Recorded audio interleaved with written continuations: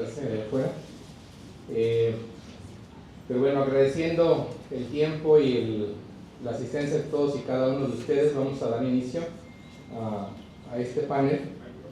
Hemos venido haciendo este esfuerzo los últimos 3 meses. Desde enero hemos tenido conferencias, 2 conferencias, una en enero, una en febrero, y hoy nos toca tener un panel bastante nutrido y con 3 personas pues bastante también importantes en el medio del vino, en la comercialización y la distribución del vino, así como en la parte de estrategias de marketing hacia la distribución y comercialización como tal del vino. Muchísimas gracias a todos. Agradezco infinitamente a la Universidad Autónoma de Aguascalientes, en específico al doctor Ismael que nos acompaña.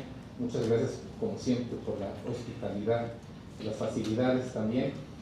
Muchas gracias a todos los productores que se encuentran aquí el día de hoy. Gracias, Javo, que estás llegando por ahí. Muchas gracias. Voy a permitirme hablar un poco acerca del panel y de los ponentes que nos acompañan el día de hoy, haciendo una presentación de cada uno de ellos. Voy a empezar por Franco Rosso. Franco Rosso es actual el Head of Marketing and Category Manager Wine and Spirits en ISCAM, con una destacada trayectoria en marketing y trade marketing en la industria de vinos y licores, con una sólida formación en mercadotecnia y enología. Franco ha trabajado en la creación y posicionamiento de marcas tanto en el mercado nacional como internacional, ayudando a optimizar estrategias comerciales para diferentes productos. Gracias, Franco. Gracias por estar con nosotros. También nos acompaña Juan Sotres. Es fundador de Vino para Principiantes. Es el primer podcast en español dedicado a la educación sobre vino, con más de 5 millones de descargas. Además, es pionero en la comercialización de vino en línea en México, con la creación de Enósfera y Mercado de Vinos, 2 de las plataformas más relevantes en la venta digital de vinos en el país. Su experiencia en comercio electrónico le convierte en un referente en la digitalización del sector. Muchas gracias, Juan, por estar con nosotros el día de hoy. Y también nos acompaña Rafael de Orellana Iglesias. Es el actual director general de la compañía Cirnos, empresa con más de 80 años de historia en la distribución y comercialización de vinos de prestigio, con una trayectoria que abarca tanto la gestión comercial como la innovación dentro de la empresa. Ha impulsado el crecimiento y consolidación de importantes marcas en el mercado mexicano. Agradeciendo la presencia de todos y cada uno de ustedes, también y especialmente de nuestros panelistas. El día de hoy nos va a ayudar Humberto Blancarte a liderar y a moderar el panel. Vamos a hacer una dinámica de preguntas y respuestas que nos van a ir nutriendo nuestros 3 panelistas. Y bueno, por mi parte, solamente agradecerles, y por parte del Gobierno del Estado, en específico de la Secretaría de Desarrollo Económico y así las instituciones que hemos venido trabajando en conjunto sobre este proyecto de impulso a la industria vitivinícola. Muchas gracias por su asistencia y empezamos. Gracias.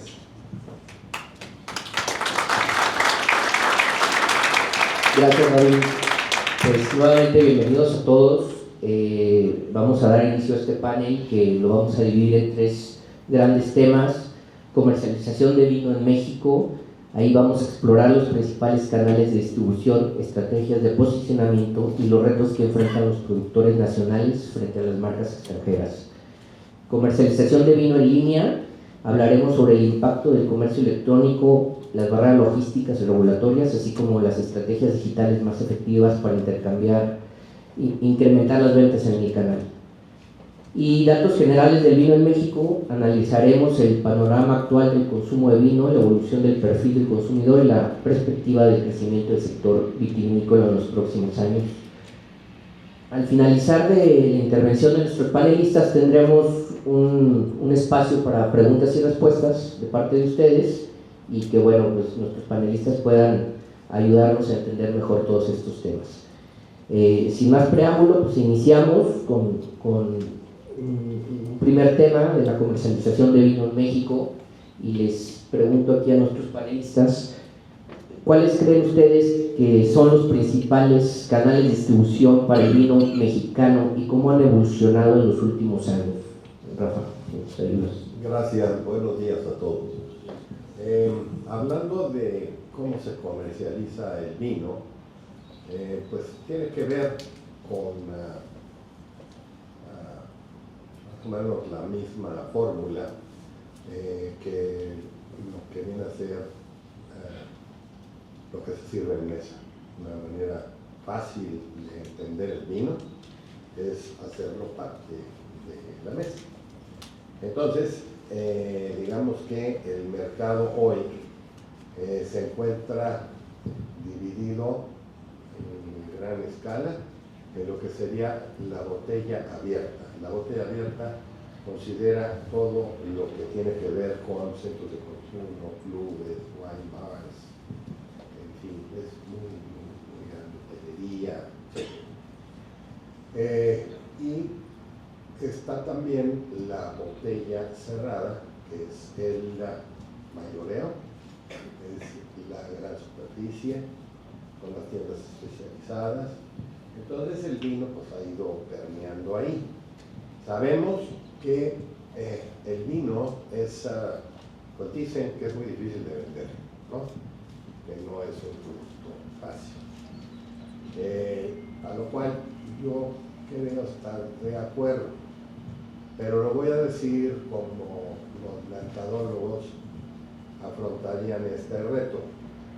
Resulta que hay productos que son casi por impulso de compra, ¿verdad?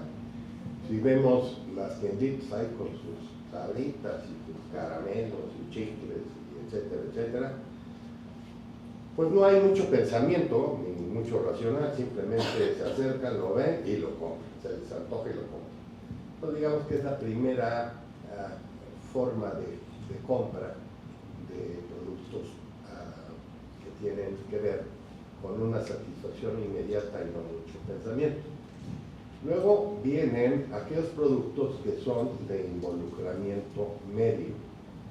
Al decir involucramiento medio es que tienen que saber un poquito de lo que se va a adquirir, ¿no? Y en este tema pues entran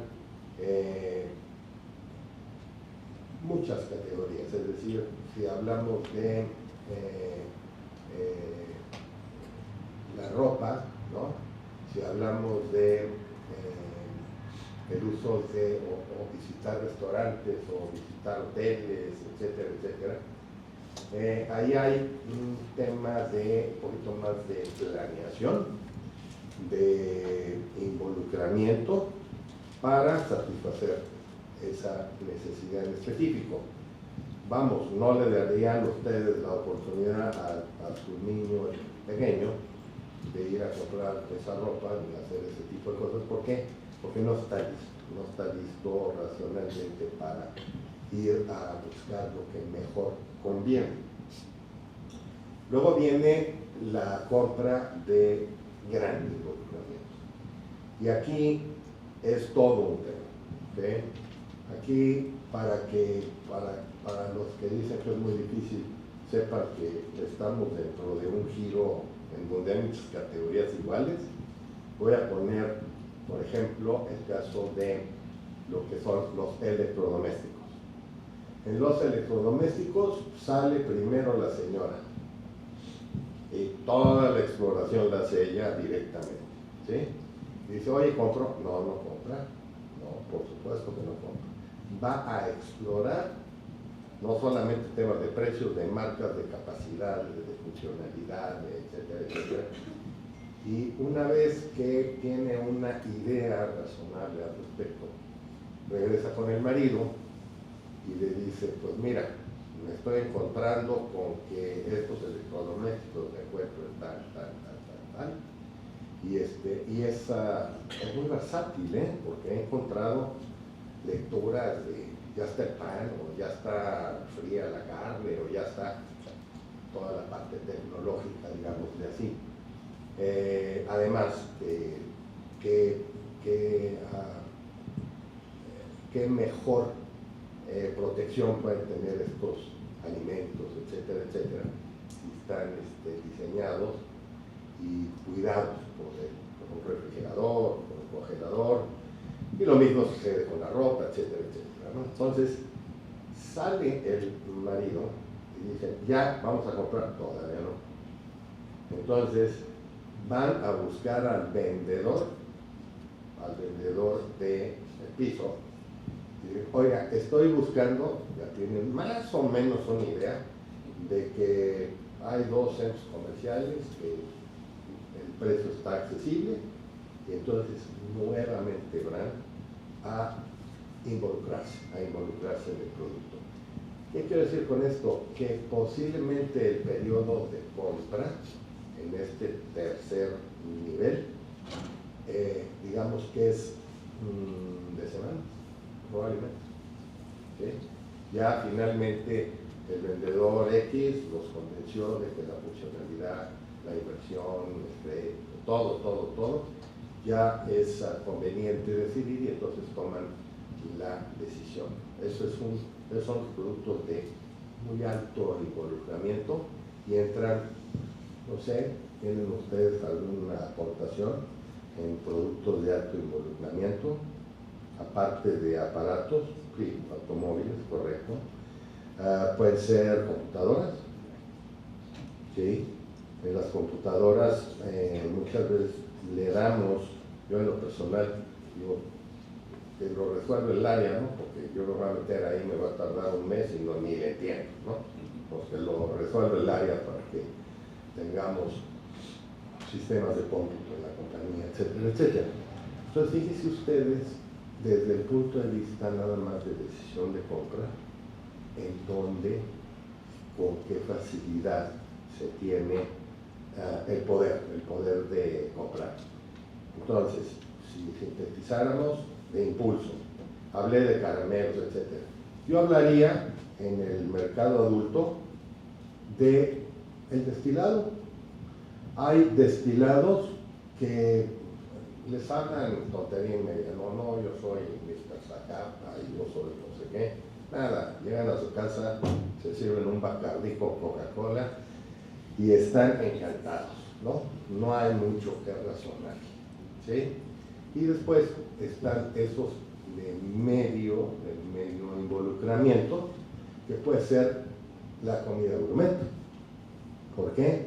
Porque ahí es parte de mi experiencia de comer en la calle, restaurantes, etc. Y bueno, finalmente los de alto involucramiento, que son los difíciles. ¿Dónde creen que entra el vino?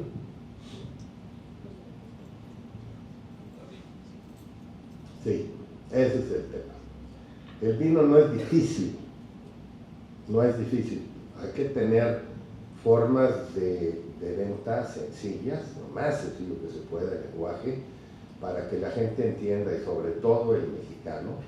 Acordémonos que tenemos el mejor paladar del mundo en este país. Entonces no es una tarea tan gravosa, ¿sí?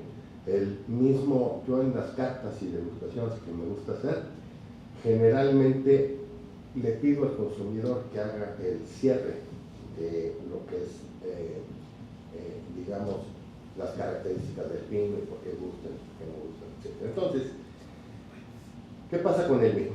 El vino está entre alto involucramiento y puede llegar a ser el tema.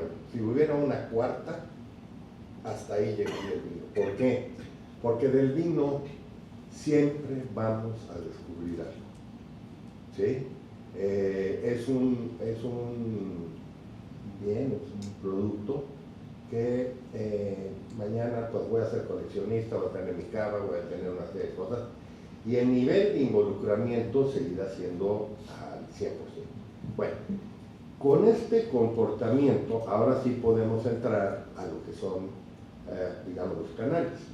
Y yo partiría de un presupuesto, para que tengan una idea de lo que es un honorario decente que pudieran pagarle a un distribuidor, ¿sí? Nos encontramos con lo siguiente. La botella cerrada es muy transparente, es muy gráfica, no tienes problema. Llegas, sabes la cadena de descuento, sabes los costos de transportación, sabes todo lo que refiere a llegar a manos del consumidor, y está clarísimo, ¿no? Si me preguntaran más o menos cuánto crees que anda esto, yo diría que anda en alrededor de un 16%. ¿Sí? ¿Por qué? Porque nos piden descuentos, porque vienen los julios regalados que tenemos que apoyar a los autoservicios, etcétera, etcétera.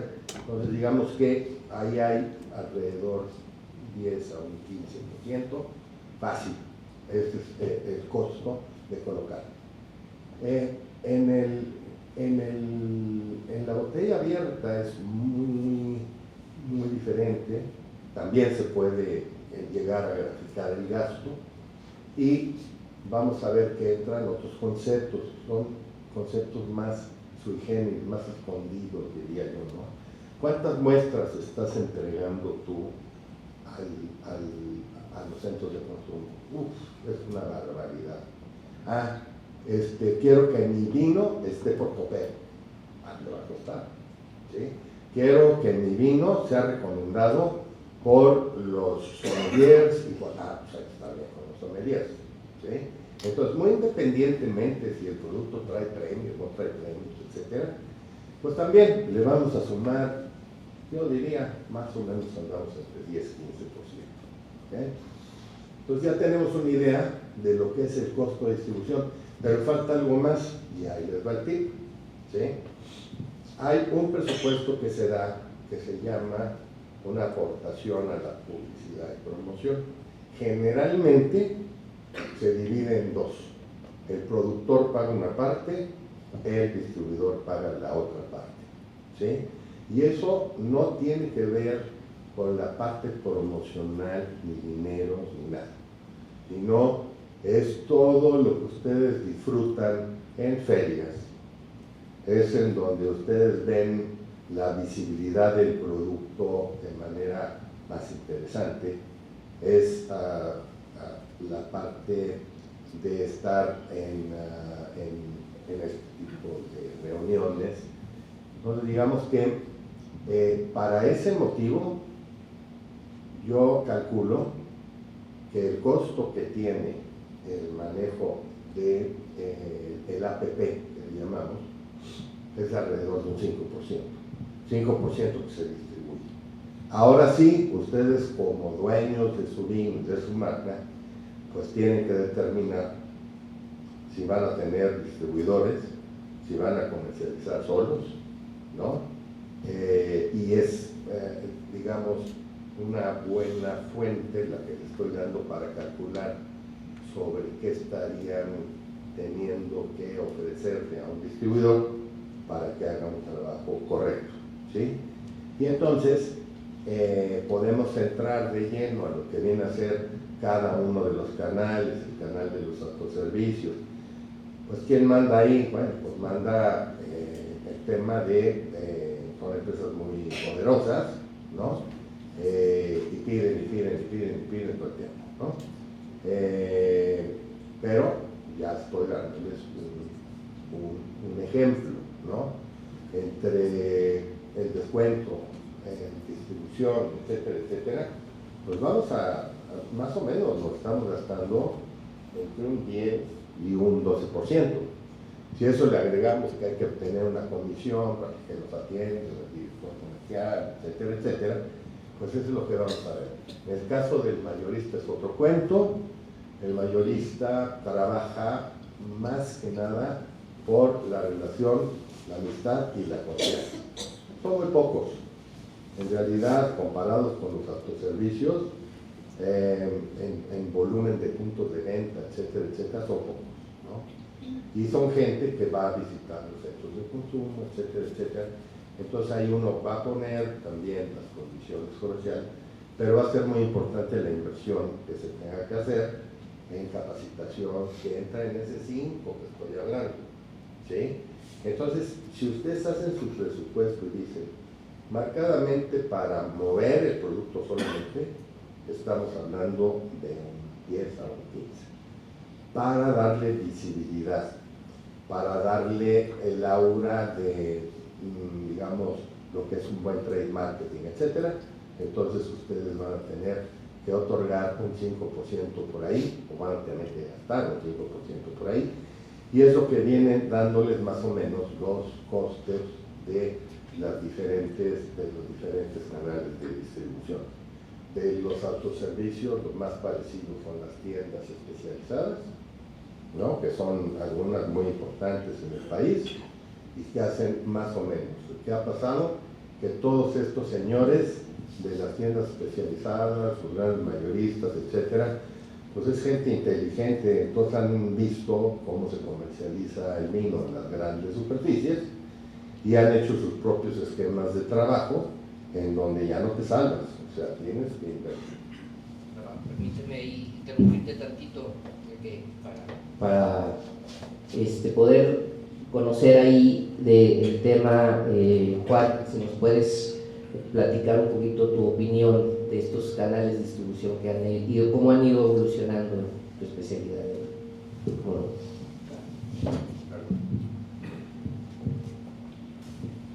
¿Qué tal? Buen día.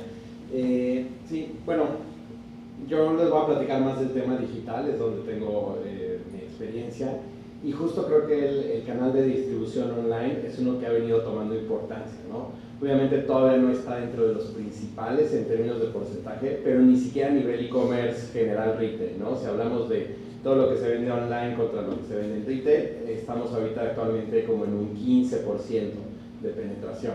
Y esto gracias a la pandemia. Antes de la pandemia estábamos en 6-7% y se aceleró el crecimiento.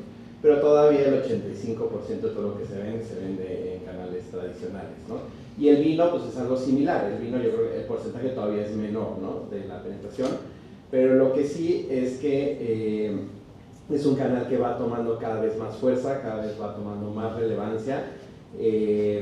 Ha roto un poco lo que nos comentaba ahorita Rafael, con estos canales tradicionales, porque creo que una de las principales ventajas de la digitalización ha sido la democratización de todo, ¿no? Y empezando por los medios. Antes, si querías tener una voz en un medio, pues tenías que salir en televisión, tenías que salir en radio. Ahora cualquiera puede empezar un canal de YouTube, puede empezar una cuenta de Instagram, de TikTok, y tener voz, y a veces mucho más grande que alguien en un programa estelar en televisión, ¿no? Y creo que con el vino ha pasado, con todo lo digital ha pasado este tema de la democratización, y con el vino creo que es algo muy importante que hemos venido experimentando, donde ya cualquier productor de vino, por más pequeño, grande, alejado, cercano, puede tener la misma exposición que los grandes productores, ¿no? Antes, cuando empecé mi primer proyecto de vinos, que era Enósfera, salió porque yo tenía el podcast Vino para Principiantes, empecé a entrevistar a algunos enólogos en el Valle de Guadalupe, y la gente escribía porque me decía, oye, ¿dónde puedo conseguir el vino de esta persona? Porque en ese entonces pues encontrábamos las grandes bodegas, Casa Madero, Santo Tomás, Domecq, lo más boutique era Montechanic, que ese era ya como vino de autor, pero ya bodegas más pequeñitas del valle que ya existían no tenían esta distribución. Entonces de ahí salió como esta oportunidad de decir, pues te lo mando, o sea, se lo pido al productor y te lo mando por ahí. Y de ahí sale el tema de cómo llevar a estos pequeños productores que no tienen acceso a estos grandes canales, porque hace 20 años pues era muy diferente a como hay ahora. Ahora creo que ya está también más abierto el tema de los canales, y entonces fue llevar a estos pequeños productores a cualquier lugar, ¿no? Y luego también está el tema de la cercanía o los puntos de venta. No todos tenemos la oportunidad de tener una vinoteca en nuestra ciudad, o tener una europea, o tener un Costco, ¿no? Entonces hay lugares donde pues, está el súper local y ni siquiera una gran cadena, y es lo que pueden conseguir. Y justo este tema online nos permite llegar a todos estos lugares. En la tienda luego veíamos al principio pedidos de zonas muy remotas que hacían pedidos grandes, y decíamos, órale, o sea, nunca nos hubiéramos imaginado que en este pueblito en Chiapas iban a pedir este tipo de vinos, ¿no? Entonces, pero justo era alguien que no tenía esta oportunidad de llegar. Entonces creo que el tema online tiene el tema de la democratización y del alcance y cómo puede llevar a todos estos productores, es por lo que está tomando relevancia, ¿no? Ahorita, ¿qué hacemos cuando buscamos algo? Cualquiera de los productos que nos comentaba Rafael, pues muchos, lo primero que hacemos es entrar a Google y buscarlo, Y si nos sale ahí y lo tenemos y nos hace sentido el precio, el tiempo de envío y eso, pues lo compramos. ¿Para qué nos vamos a la tienda a comprar, no? Hay ciertos productos que todavía no, comprar un coche online, aunque ya ha habido algunos intentos, ha habido algunos proyectos de algunos, pues todavía no es algo que se vuelve relevante, pero creo que un vino entra en ese punto donde sí puedes entrar y si ya lo conoces o ya escuchaste algo y te hace sentido, lo compras ahí mismo, ¿no? Entonces creo que el canal digital por esos motivos está tomando como relevancia últimamente, ¿no? Muy bien, gracias Juan. Franco, desde tu punto de vista, en los números, en las ventas de mayoreo, ¿cómo ves esta evolución? Bueno, buenos días a todos, es un gusto estar acá. Yo quiero nada más regresar un poco a la pregunta que están diciendo ellos, hablando del mayoreo en específico. Nosotros somos hoy gran parte del mix, digamos, de lo que se llega a comercializar de vinos en el país. Y históricamente, como bien decía Rafa, a través de las relaciones que se han formado en los últimos 50 años, hay mayoristas que tienen más de 100 años, 80 años, uno de los canales principales en donde surge el mayoreo es justamente el centro de consumo. Y el centro de consumo es el lugar en donde se construyen las marcas, el lugar más importante porque es en donde, como siguiendo un journey o digamos, camino de cómo llegan los productos, sobre todo de especialidad, como bien dice Rafa, como es el vino, llegan a través de la recomendación de un especialista o de la recomendación de, digamos, de alguien que podríamos decir que sabe, ¿no? Un sommelier en un restaurante, un enólogo en una feria, por ejemplo. Entonces, el mayoreo creo que como canal tiene esta relevancia muy importante acerca de cómo la industria se apoya mucho de este canal para poder hacer llegar estos productos a los centros de consumo, que al final, como bien decía, es en donde se construyen las marcas desde cero. Si tú tienes un vino en un anaquel directamente en un autoservicio, por ejemplo, sin tener noción del producto, pero puedes ir a un restaurante, probar el vino porque te lo recomiendan, y de ahí es lo que genera la inquietud del consumidor de moverse a otro lugar y decir, pues yo quiero una botella o quiero una caja de este vino que probé en tal lugar que me recomendaron, y creo que es bien importante destacar esa parte. Quería nada más mencionar la del mayoreo. Ahora, a rasgos generales, les voy a platicar de las tendencias o de lo que vemos nosotros en los últimos 10 años y también en el último año, cómo se ha movido. Primero que nada, el rol que juega el vino de mesa, si lo ponemos en las principales, ha competido en una gráfica, lo ponemos con las principales categorías de destilados, llámese tequila, whisky, ron, vodka, ginebra, mezcal, etcétera. El vino hoy ocupa el tercer lugar, después de tequila y después de whisky. La tasa de crecimiento compuesta, es decir, lo que crece en los últimos 10 años promedio por año, es de un 7.4, cuando un whisky es de 4.1. Entonces ya estamos metiéndonos, digamos, en la mente del consumidor, si lo quieren ver de cierta manera, del whisky. Es decir, el vino mexicano hoy tiene una posición número 3 de todas las categorías que les acabo de mencionar. Una ginebra que está muy de moda, un mezcal que está muy de moda, que son categorías que se apalancan mucho del centro de consumo porque es en donde han logrado este crecimiento exponencial, sí de una base más pequeña. ¿Qué otros datos interesantes tenemos? Bueno, el tequila obviamente tiene un crecimiento del 11.7, nosotros como vino 7.4, el tequila tiene que ver mucho el tema de toda la revolución que representó el tequila cristalino a partir del 2016, fue toda una revolución, innovación y temas de consumo distintivos también. ¿Qué otra cosa? Bueno, el vino de mesa en los últimos 10 años, y aquí creo que empieza a cobrar relevancia también, si comparamos el vino nacional con el vino importado en los últimos 10 años en volumen, en cajas de 9 litros, ha crecido en 1.2%, misma tasa compuesta de los últimos 10 años. El vino nacional 3.5, es más del doble. ¿A qué voy con todo esto? Estamos en un buen momento, ha sido una evolución muy positiva para el vino nacional. En valor, que esto es lo que quiero hablar más adelante, en valor, el vino importado ha crecido un 7.4%, el vino nacional un 11%.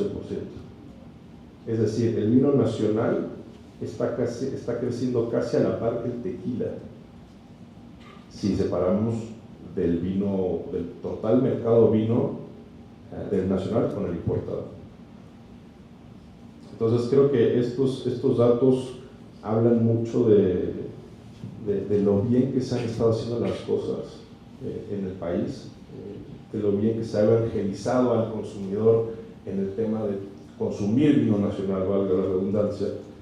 Y bueno, en resultados contra el año pasado hay resultados mixtos muy interesantes que nos dan a entender el por qué o cómo se está moviendo, hacia dónde se está yendo el mercado del consumo del vino mexicano en específico. Primero, a partir de la base que valor-volumen es un 65-35 el mix, por así decirlo. El vino importado representa un 65% en valor-volumen, el vino nacional un 35%. Sí cabe destacar que como origen, el vino mexicano es el origen más consumido en valor en el país a partir del año 2017, más que España. Entonces ya comenzamos, venimos hablando de los últimos 10 años, el primer checkpoint 2017 es en donde se empieza a consumir mucho más vino mexicano en el país, a los números que tenemos nosotros dentro del mayoreo. Ahora, el vino, ¿qué pasó con el vino el año pasado? A total mercado, se cayó en valor, creció en valor 0.1, se cayó en volumen 1.1 y creció su precio 1.2. Son cifras casi marginales, son cifras muy muy pequeñas. Si hacemos un zoom y vemos qué pasó con el vino mexicano, el vino nacional, creció en valor 1.8 versus un 0.1 del total mercado, muy por arriba de lo que creció el vino total a nivel nacional. Se cayó en volumen 3.0, sí se cayó mucho más, digamos que a total mercado, que fue un 1.1, pero en precio, el mercado total subió el precio 1.2, el vino mexicano 4.9, un 5% más caro el vino nacional, que sí, si lo vemos por tipos de vino, en todos los tipos de vino, blanco, espumoso, tinto, rosado, seguimos siendo más asequibles o más baratos que el vino importado. Estamos hablando de vino importado, como todos los orígenes que se puedan imaginar, a excepción de México, por supuesto. ¿Qué nos dice esta cifra al final? Déjame preguntarte Sí. algo, aclarar un poco. Estás hablando de, quizá vale la pena que conozcan los promedios de precio, porque pues antes los productos que no se defendían bien eran baratos. Entonces, lo natural hubiera sido que los importados siguieran siendo jugadores muy importantes en cuanto a precio. Y aquí está pasando al revés. Así es. Aquí resulta con que el vino mexicano hoy tiene la mejor rentabilidad, ¿sí?, de tantos y tantos años que pasaron, cuando ir por una botella, y no hablo de los grandes, hablo de un vino de buena calidad, etcétera, etcétera, en esa relación estaba la importancia del país, ¿verdad? Francia en ese entonces, bueno, pues tenía mucho auge en ciertas cosas, el vino español en otra, el vino chileno, que se posicionó siempre como un vino bueno, bonito y barato, ¿no? Y luego viene el vino mexicano y rompe todo el paradigma, ¿En cuánto está una botella de vino nacional? El precio promedio de una botella de vino nacional está en 225 pesos, versus el importado en 270. Ahora, los gaps de precio que hay, vamos a hablar de los tipos de vino: tinto, blanco, espumoso, rosado. El tinto es 37 pesos más caro el importado del nacional. El blanco 106, es el que más gap tiene.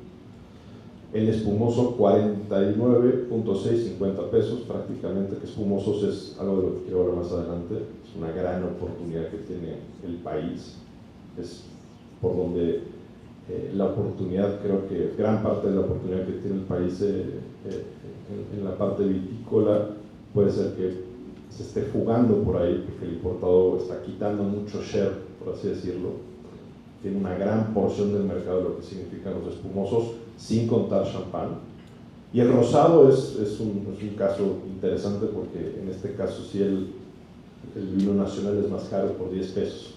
Tenemos un precio promedio de 235 contra 225. Pero pues es justamente la media.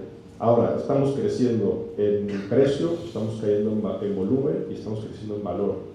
¿Qué nos dice eso? Se está premiurizando el vino mexicano.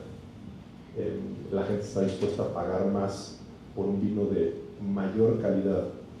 Entonces, ¿qué nos dice esto? Hoy, como tal, siendo productor, creo que no, el sí o sí es un tema de calidad, porque ya la gente es algo que allá afuera lo tiene de cajón.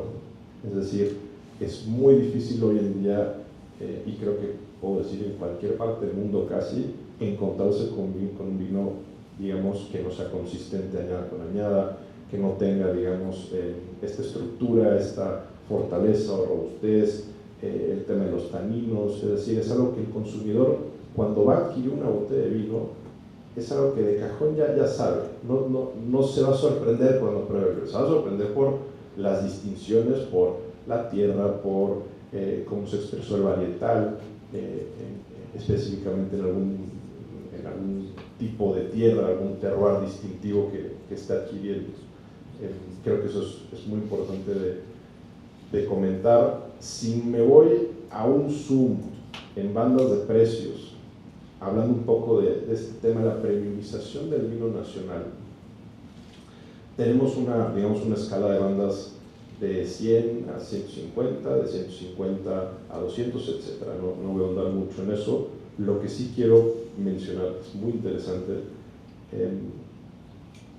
el vino nacional, las bandas que están creciendo más, el 22.5% del crecimiento, son de las bandas de más de 500 pesos, de 300 a 500 pesos, es decir, de 300 para arriba son las bandas de precio que más están creciendo. Las que menos, digamos que tienen una contracción versus el 2024, son las bandas de 150 a 100, y se ve un claro switcheo, por así decirlo, de cómo caen de 200 a 151, 0.4, y ese mismo 0.4 se está yendo a las de 300 a 500. Entonces estos son, les digo, son los números. Esto es lo que está ocurriendo ya allá afuera en el mercado. Ahora, vamos a ver si quieren A mí me gustaría que se diera el reto, sí, la regionalización. eso, justo. Sí, me ganaste ahí. Digo, yo lo que estoy entendiendo es que el reto que se tenía hace años de lograr que el mexicano consumiera vino mexicano ya se logró. El reto que había de decir somos más caros contra los vinos importados, pues estamos llegando a una paridad de competencia interesante. El reto es mantener la calidad desde mi punto de vista, por lo que estoy viendo aquí, y sobre todo, pues bueno, que se está diversificando los canales de distribución, en los cuales pues tenemos que subirnos dependiendo de cuál sea nuestra situación actual como productores, ¿no? El tocar o entender un poquito más que que era la siguiente pregunta, es los principales barreras logísticas que ven ustedes actualmente en la distribución del vino para los productores, ya sea en línea, ya sea física o grandes superficies, versus también contra los vinos extranjeros, ¿no? Porque pues, es un gran reto ahorita lo que existe. Hay grandes superficies que están trayendo vinos de muy buena calidad, también con precios muy competitivos. Pues el tema de impuestos creo que es importantísimo. También no sé cómo en tema en línea que nos puedas platicar, Juan, también en ese sentido. Claro. El tema de logística justo siempre ha sido uno de los principales retos, ¿no? que hemos tenido. De hecho, cuando empezamos, el primer proyecto de venta en línea fue en 2007 y enviar era todo un problema porque nadie estaba listo de entrada para enviar temas de e-commerce y mucho menos botellas de vino, ¿no? Entonces, eran pocas las paqueterías que aceptaban el producto, otro el empaque. Tenías que usar empaques muy especiales que en ese entonces no eran tan accesibles, y ¿qué nos pasaba al principio? Pues que se rompía el vino en el transporte, ¿no? Entonces aprendimos a base de botellas rotas cómo ir mitigando ese problema y minimizar los costos, ¿no? Porque también a veces hacías una compra y pedías 500 pesos y te costaba 500 pesos el envío, pues entonces ya no hacía mucho sentido. Esto ha ido cambiando con los años, o sea, también ha ido evolucionando mucho. Las empresas de paquetería obviamente tienen ya este tipo de servicios mucho más accesibles. Salieron muchos servicios última milla, por ejemplo, en ciudades grandes que nos ayudan a reducir mucho los costos.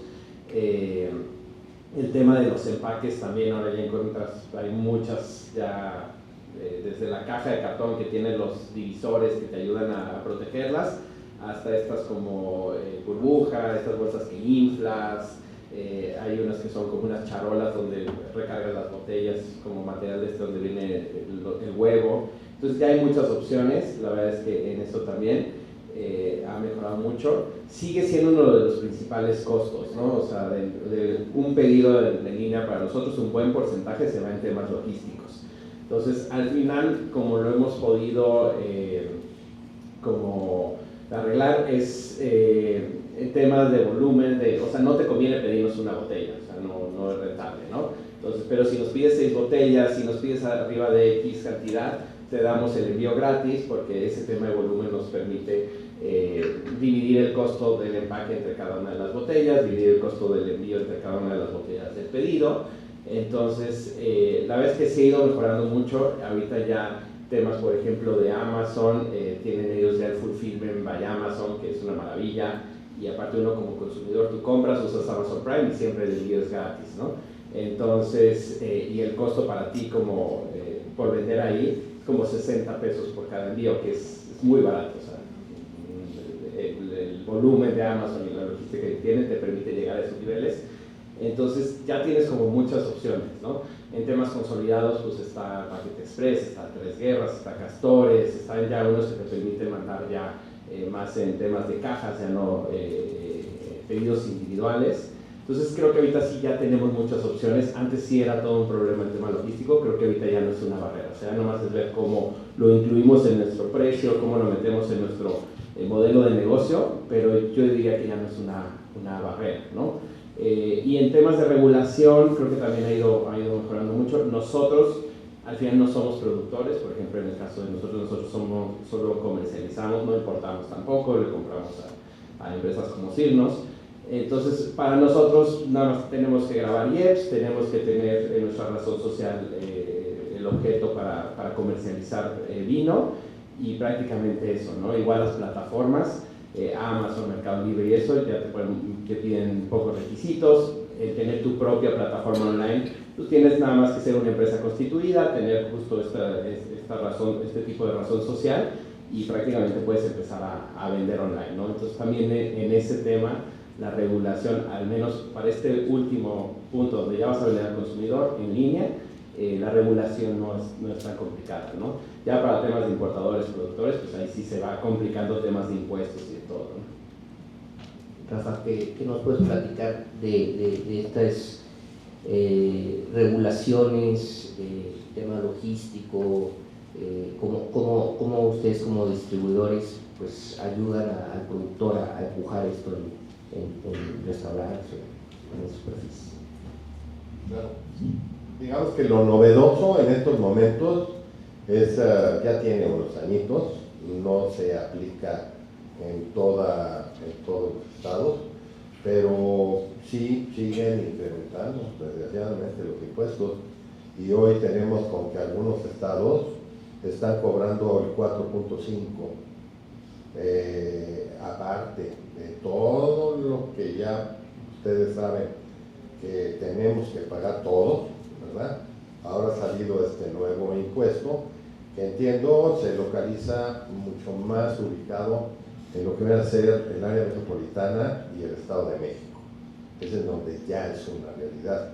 Pero todo esto atiende a que estatalmente se busca tener una parte también de impuesto, y eso obviamente pues no es nada interesante, porque incrementa el precio de tú en tu estado que tienes que pagar eso contra, y eso va a crear pues obviamente que vayas a comprar a diferentes estados, o ya le buscarás, ¿no?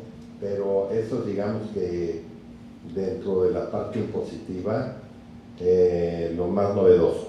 Otra cuestión que vendrá desde el punto de vista de impuestos tiene que ver también a beneficio, esto es a total beneficio, es que el IEPS se va. El IEPS es una fórmula que no, con el tiempo ha demostrado menos posibilidades de recaudación, y ahora vamos a ir a un mecanismo que se hizo hace muchos años y que resulta bastante sencillo también, que es digamos, un precio fijo en torno a la graduación alcohólica, ¿sí? Entonces, digamos que esto naturalmente le va a pegar negativamente a los baratos. ¿Por qué? Porque va a ser una tarifa fija, ¿sí? No tienen por qué preocuparse. O sea, el vino nacional ya rebasó por mucho, digamos, el tema de peligro que significa el nuevo impuesto, y esto al contrario va a beneficiarnos. Verán que es más competitivo, se aumenta el margen definitivamente, y esa es la parte que también, o sea, se estuvo peleando en todas las asociaciones a las que pertenecemos, pues peleando que tuviéramos un tratamiento más noble, y ya se ha llegado a ese acuerdo. Esto todavía está en el tema de legislación y tiene que ir, no solo para septiembre, agosto, septiembre, tendremos algunas novedades adicionales al impuesto, pero es algo que beneficia desde el punto de vista recaudación por parte de ellos, más fácil decir yo te voy a cobrar por cada botellita que saques, te voy a cobrar tanto, ¿no? No hay tanta fuga, porque recordemos que sobre todo el tema de importación, pues tenemos graves problemas, ¿no? Con la cuestión de productos, pues del mercado gris, ¿no? Vamos hablando de plata, porque de repente a mí me dicen, no, yo hago paralelo, ¿no? Pues sí, estoy haciendo paralelo, pero pues en mi lenguaje se llama contrabando, ¿no? O sea, bajas los impuestos, tienes mucho menos gasto, no tienes los costos de la gente que estamos promoviendo todo el tiempo, y vendes un chorro. O sea, yo de los nuevos ricos en vinos y licores, todos han sido paralelistas, todos, ¿no? Y dice uno, bueno, ¿y cuándo ya te vas a poner derecho? Venga, un ratito, ¿no? Vamos aquí a meterle al paralelo. Es complicado, obviamente hay mucha presión en el tema de autoridades, etcétera, y tenemos mecanismos a nivel asociación o asociaciones en donde estamos buscando cada día más controlar el tema de las aduanas, tener presencia no de las autoridades solo, y menos ahora, sino que nosotros mismos tenemos, las empresas grandes contratan, ellas mismas contratan su servicio y están a la expectativa de ver qué está llegando de marcas suyas y que vienen a través de todo este mercado gris, ¿no? Y bueno, hablando de toda esta parte competitiva que sí nos hace casi levantar el cabello y arrancarlo si se puede, yo les diría que están en un momento sensacional, ¿no? Mientras la parte de regionalización que probablemente se aborde y que está en todos los países, y entre más avanzado el país, más regional se convierte. Si vas a España, los vinos que se venden en Madrid es porque rebasaron todas las fronteras. En realidad, cada región se bebe su vino, ¿no? Y eso a lo mejor lo podemos de alguna manera abordar. Pero lo que quiero decirles es lo siguiente. Los importadores, los comercializadores, tenemos el gravísimo problema de que no hay legislación en el país. Entonces, esto deriva a que voy a los canales y en cada canal me encuentro con que todos los jugadores importan vino. Es la guerra más terrible que se puedan imaginar. ¿Por qué? Porque todo el mundo le da preferencia a lo que deja, ¿no? Y entonces van ustedes a los autoservicios y las grandes exhibiciones son de ellos. Y el mayorista está colocando en los restaurantes sus vinos y así sucesivamente, ¿sí? México está limpio de todo eso. México, las marcas mexicanas, etc., las tratan aparte, les abren la puerta, los atienden. ¿Por qué? Porque no hay sustituto. Ni hay todo este negocio de paralelismo, etcétera, etcétera. Entonces, hablando de que si una región tiene más vino que otra, que se les quedó, que no se les quedó, etcétera, etcétera, yo me abriría a entender el panorama general en donde estamos viendo que un país que tiene 15,000 hectáreas para plantar vino y un mercado que día con día crece y vamos, es la categoría que más crece en vinos y licores. Es la categoría que más crece, el vino, ¿sí? Y teniendo, ahora sí, la forma de llegar al consumidor, ¿sí? No va a haber tantos impedimentos ni trabas que sufren productos de nivel de importación y que día a día nos están matando. Van, o sea, al revés México. México florece y vuelve a florecer y vuelve a florecer. Y bueno, yo creo que en términos de esa regionalización algo pasará. Pero de lo que sí estoy seguro es que no hay suficiente vino. Y con todo lo que hablan de que bueno, el gobierno da el permiso de que traigas vino chileno, español, etcétera, para mezclar hasta por un 20% de contenido, lo cual es absolutamente normal. Los profesionales lo sabemos. ¿Por qué? Porque Francia, siendo un país Francia sobre todo, en Italia tienen demasiado vino y creo que pasa lo mismo con España, ¿sí?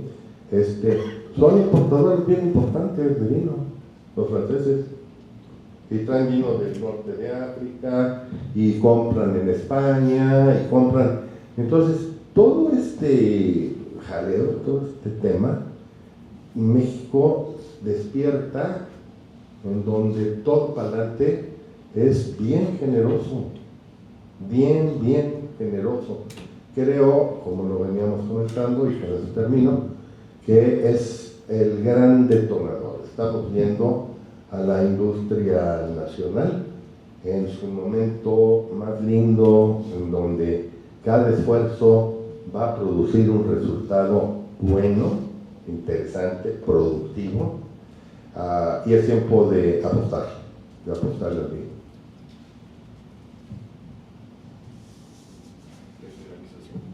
Muy bien. Sí, si nos platicas Sí. del tema de las principales zonas productoras de la regionalización. Perfecto, ¿Cómo está? perfecto. Muchas gracias, Rafa. Y sí,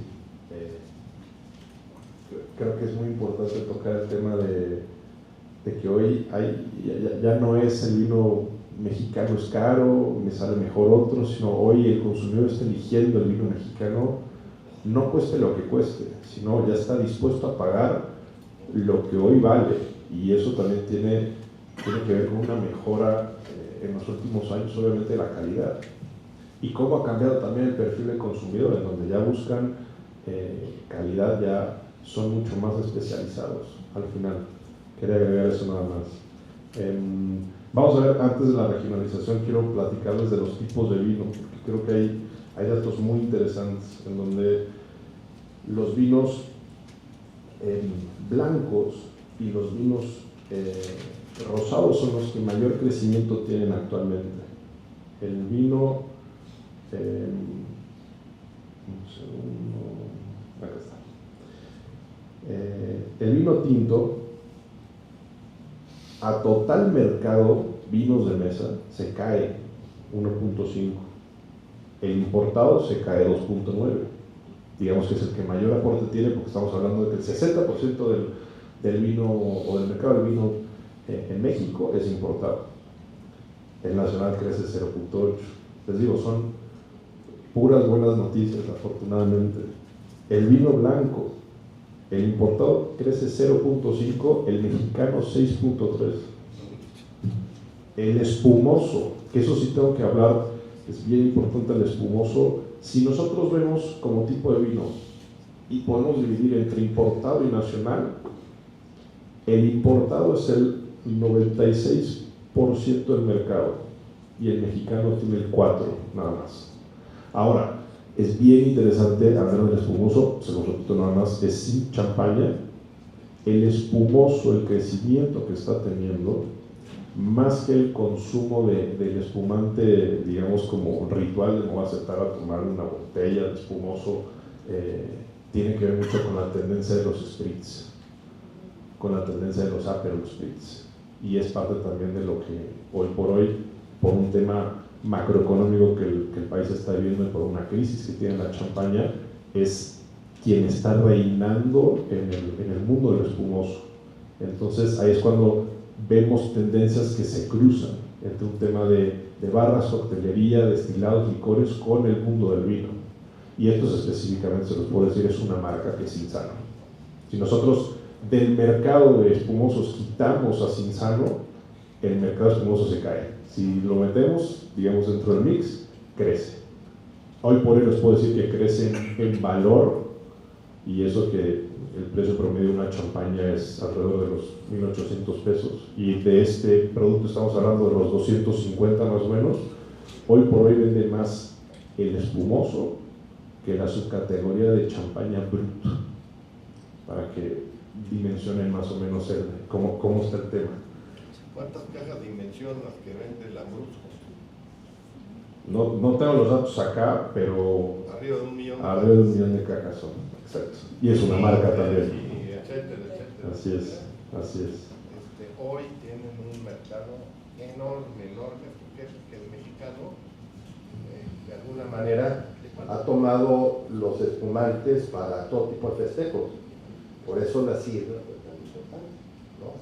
Y hoy, lo que es la espuma o el gas, la bebida gasificada, es un mercado también que está poco desarrollado y que lo está cubriendo Italia.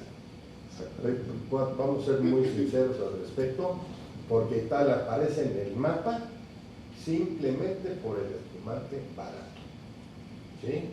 Entonces ahí hay otra gran oportunidad de entrarle y decir, y Freixenet también se fue, ¿sí? Así Así es. Bueno, entonces más. O sea, hay todo un camino abierto para Exactamente. El camino está completamente abierto. Champaña en crisis, el tema de los italianos, y es en donde creo que México puede entrar y de manera muy fuerte. Hablando de los crecimientos, todavía hablamos del tinto, del blanco, el espumoso, sí crece el importado, obviamente un 10.1, pero no obstante el nacional crece un 3.8. Estamos hablando que todas los tipos de vino en el mercado crece más el nacional que el importado, a excepción de espumosos. Rosado se cae el mercado total 1.3, el importado 3.1 y el mexicano crece 4.3. Entonces, todo está creciendo. ¿Qué es lo que más crece? Blancos. Vamos a ver las regiones, ahora sí, creo que hay mucha carnita aquí, por así decirlo. Primero, sentando las bases, si nos vamos por estados productores, aquí hay dos viendo volumen, valor, cajas de 9 litros y pesos. Baja California sí, en volumen tiene el 47% de la producción del país, en valor el 51%, es la mitad, viene de allá. Tiene que ver también el número, la cantidad de marcas que hay del estado, lo que produce, el número de bodegas, etc. Por ejemplo, si lo vemos por volumen, Aguascalientes es el 32% en volumen, Coahuila el 18%.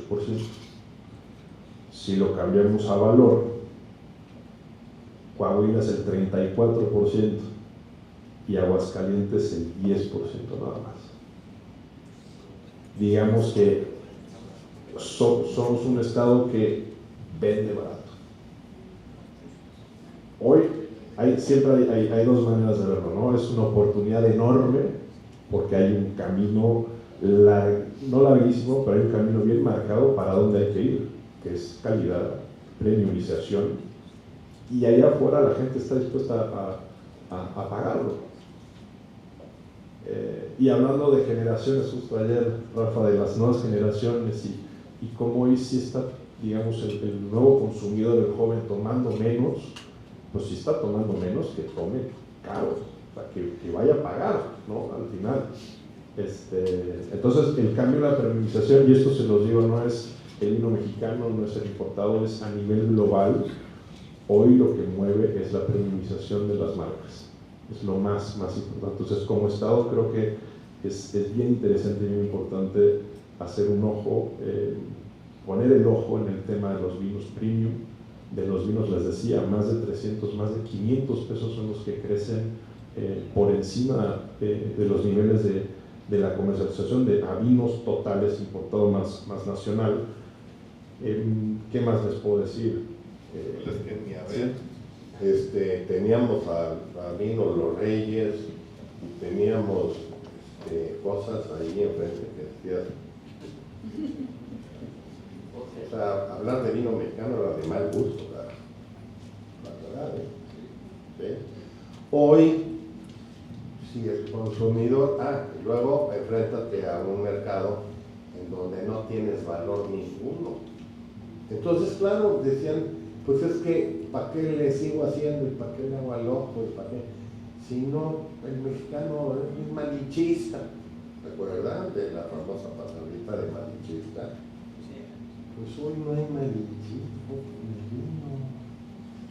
Entonces, ¿a cómo lo está pagando el precio del consumidor? En tanto, pues hagan lo necesario, porque ayer tomamos vino bastante potable.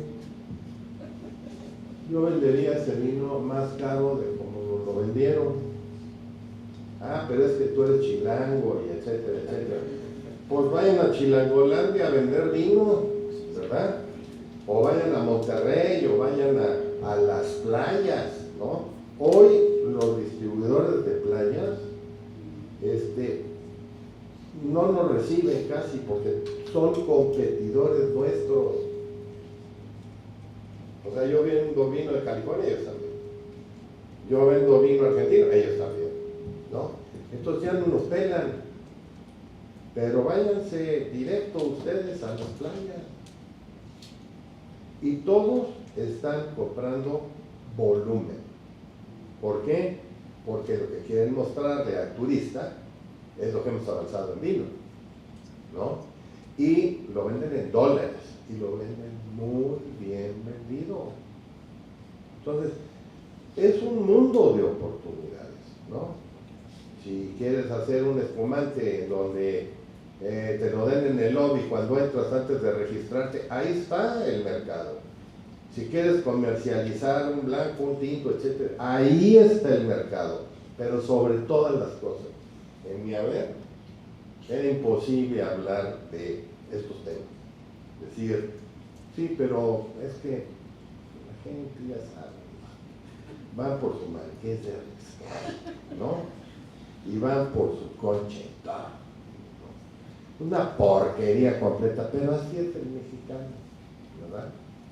Hoy, totalmente transformado. A mí no me sorprende, me llena de alegría ver el gusto con el que se dan los mismos vendedores que venden lo importado, pero no les toques el tema nacional porque se sueltan como si fueran una cajita de sonido en donde ellos son los que más ruido hacen, ¿no?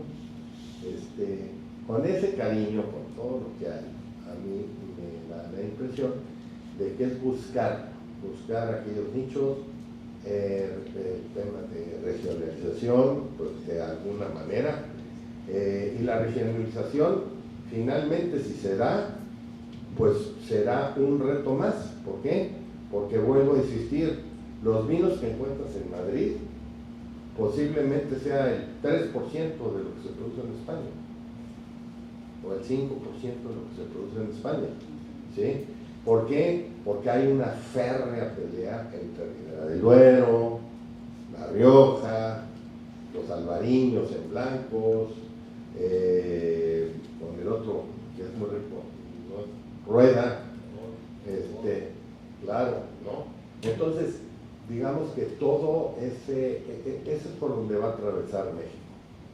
Y a mí me parece que la gran batalla, gran batalla, ya se logró. ¿Por qué? Porque hoy yo lo escucho, y miren que lo escuché, yo lo decía, yo confieso a todo, ¿no? Es la oración, ¿verdad? Yo era también de los que decían bola de malinchistas, ¿no? Y entonces darles vino y si supieran, ¿no? Hoy eso no existe en el mercado. No es una repetición, la verdad es una repetición. Gracias, Rafael. Y pues más, oyéndolo de ti, que te tocó, ayer platicábamos poner 3B en Mexicana y empezar todo esto del vino mexicano, del consumo del vino mexicano, ¿no? Entonces, la verdad es que creo que son muy buenas noticias para todos. Creo que vamos por buen camino, hay que aprovechar estas oportunidades, estas aperturas que está viendo, sobre todo en los nichos de vino blanco, vino espumoso, no cerrarnos nada más al tema de a lo mejor el vino tinto, sino ver estas oportunidades. Por eso es importantísimo todos estos datos que nos estás presentando, Frank. Bueno, pues nada más como una última reflexión, si nos pudieran platicar cada uno cómo ven en estos próximos años en cada nicho esta evolución. Ya hemos dicho que bueno, se ve bien, pero específicamente que los productores puedan oír de ustedes el cómo distribuir estos vinos y qué tipo de vinos, sobre todo por ejemplo en vino en línea, no sé cómo se esté gestionando ahorita, qué es lo que más se vende, y sobre todo pensando en estas nuevas generaciones, ¿no? que consumen menos vino, buscan vino sin alcohol. Ahora ya estábamos platicando que bueno, pues para allá va la situación, bebidas sin alcohol, cerveza sin alcohol, vino sin alcohol, tequila sin alcohol. Estas generaciones pues están rompiendo todo el paradigma que nosotros teníamos. Bueno, aquí hay muchos jóvenes que no me dejarán mentir, pero bueno, hay que adaptarnos, hay que ver qué es lo que necesitan y bueno, cómo ven este panorama para cerrar y posteriormente pasar a las preguntas y respuestas. Claro, justo en esto de tendencias creo que va muy alineado con lo que nos compartiste. La principal venta en el mercado de vinos es vino mexicano. Vino mexicano seguido por el vino español y luego ya se divide entre todas las demás, pero realmente domina entre mexicano y español, yo creo que es el 70-75% de la venta. En el tema de precios, eso creo que también es algo muy importante, que justo, o sea, creo que la batalla ya se ganó, ¿no? Como comentaba Rafael, ya el precio ya no es tan importante. Antes siempre el comentario del vino mexicano es caro, el vino mexicano es caro, eso ya quedó atrás, ¿no?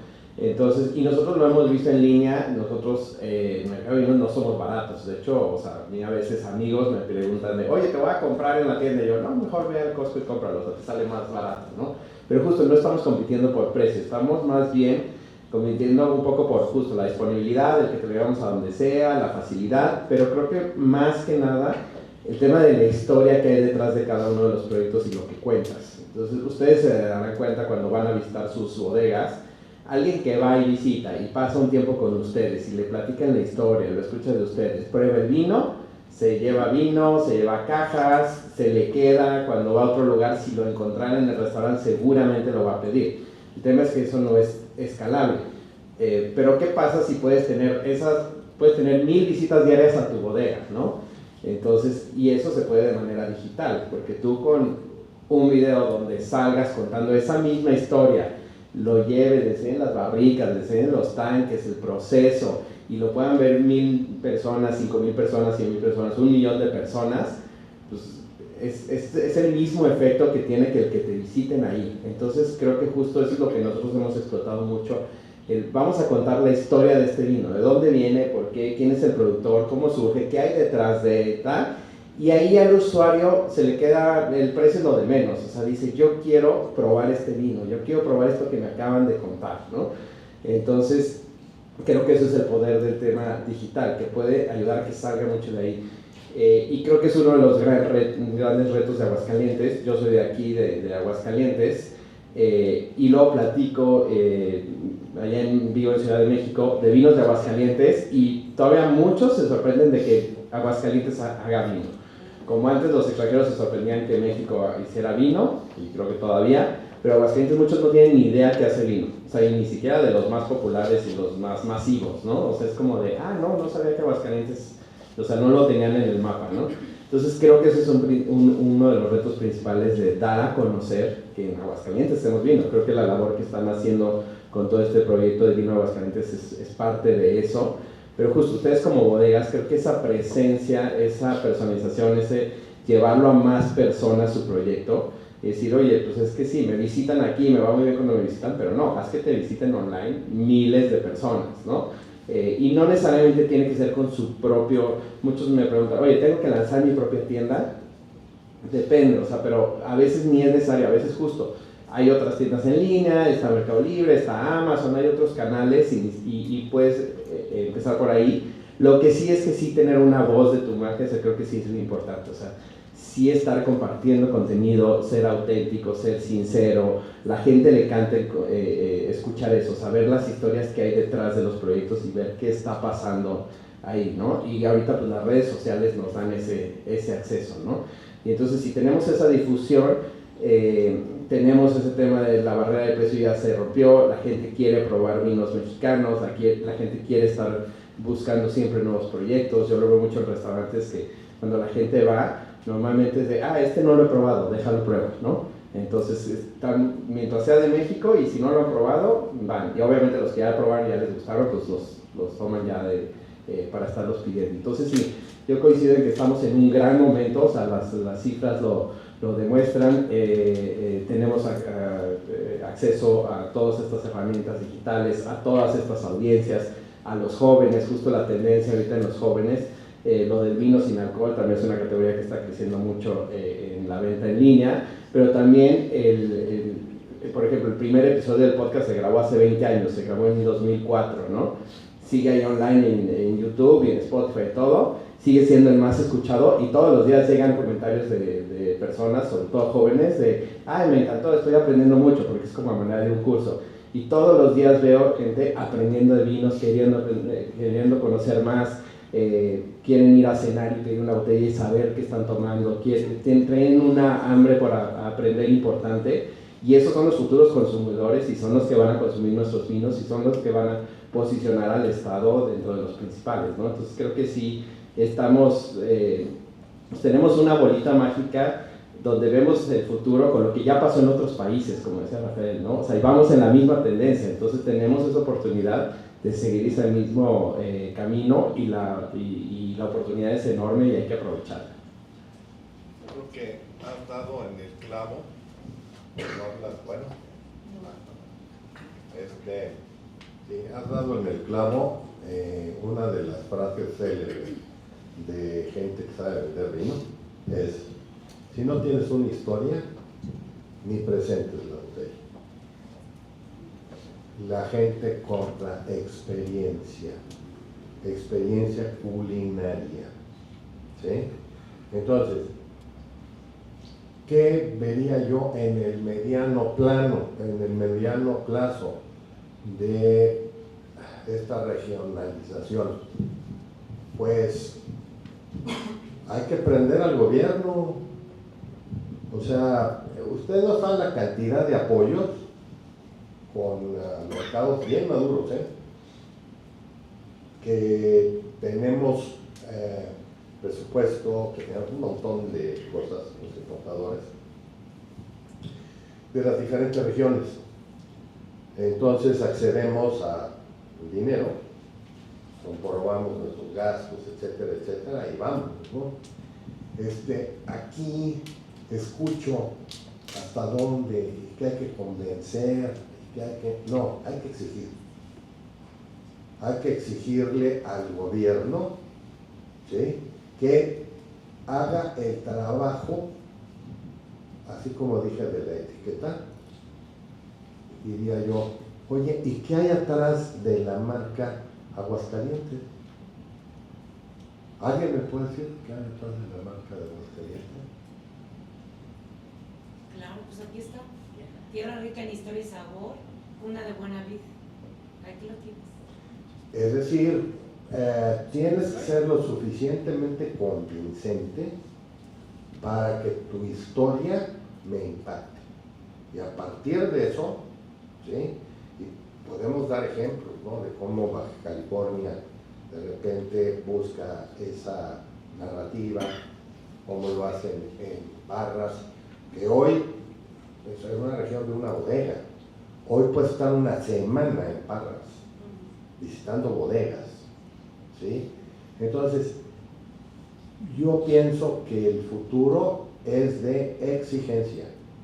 Exigencia en el sentido de que serán varios estados, finalmente los que se van a juntar para promover el vino, y entonces va a haber vino del Bajío, o va a haber vino de Aguascalientes, o va a haber vino de Guanajuato. Pero lo importantísimo, ¿cuál es la narrativa? Entonces, si yo me enfrento con una autoridad en este estado, mira, es bien simple. A mí me han dicho que si no tengo una historia atrás de esta etiqueta, no vendo nada. Tú, como estado, ¿qué le dirías? ¿Cuál es la narrativa para que me sienta yo seguro cuando llevo tu vino al mercado? Y entonces cambia el tema. ¿Por qué? Porque el gobierno viene a trabajar junto, no arriba ni autorizar, no. Insisto, en los países maduros, lo regional de cada uno de estos parajes, ¿sí?, están súper apoyados para todo, para mandar gente de turismo de donde esté en el mundo, a llevarlos para allá. En fin, podría hablar de horas de este tema, pero pienso que la buena utilización del recurso público al principio puede hasta sonar difícil. Una vez enganchados, lo dije, el vino es uno de los productos de mayor involucramiento. O sea, ese involucramiento termina nunca. ¿Por qué? Porque el saber de vinos requieres que tomar un vino diferente hasta que te mueras. Pues no vas a terminar. Hay más vino. ¿Sí?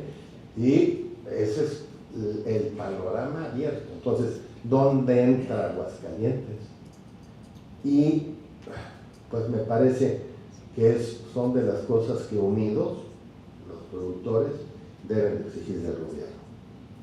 Que den oportunidad. Yo lo veo. En México se están celebrando las ferias estas de vino nacional, de vino mexicano, y son señores ferias, o sea, llegas y ves el empuje, no sé quiénes son, pero veo muy bien presentadas a todas las bodegas, con gente muy profesional en cada una de ellas, etcétera, ¿no? Entiendo, según me decía Humberto, que ya están dando los primeros pasos ahora en la feria, ¿no? Verán ustedes cómo termina la persona que entra y cuando termina el hall, cómo se van.